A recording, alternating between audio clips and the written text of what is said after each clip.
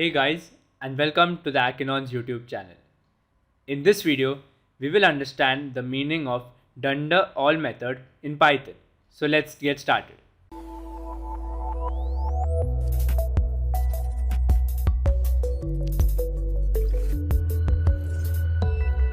The dunder all method is mainly useful when we are working with modules in Python. Generally, whenever we import a module, we import all of its attributes and methods using the star method. So let's understand this example.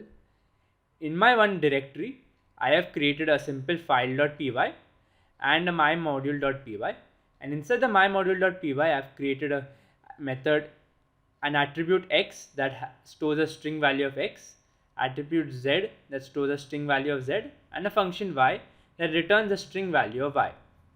And now in my file.py file, all I'm doing is from the my module I'm importing star, which means I'm importing all its attributes and all its methods.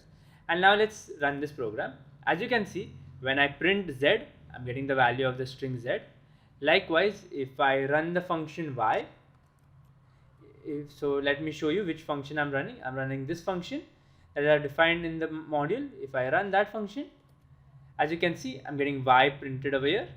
Other than that, if I even call the attribute x, I'm getting the string value x. So everything works fine.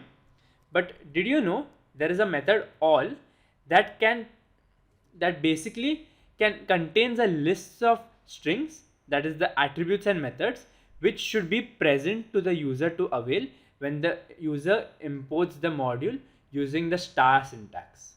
So basically, let me show you this.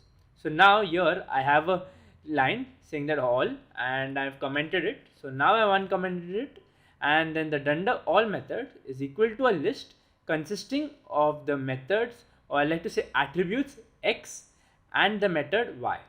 It does not consist of the attribute z present inside this list. So now let's see what happens. Let me just save this file, and now let me save this file too and run it. As you can see, x is basically present, and that is why it's printing that. Likewise, let me run the function y. Oops, I just opened a new file and run that. As you can see, y also runs perfect. But now let me try to print the value of z and see what happens. As you can see, we're getting a name error, and it basically tells us that z is not defined, even though we have z defined right over here. So basically, because of the all dunder method, it is checking first the methods that are present, that is x and y, and since z is not present, it is not able to return that value from the function importing area, that is from my module function.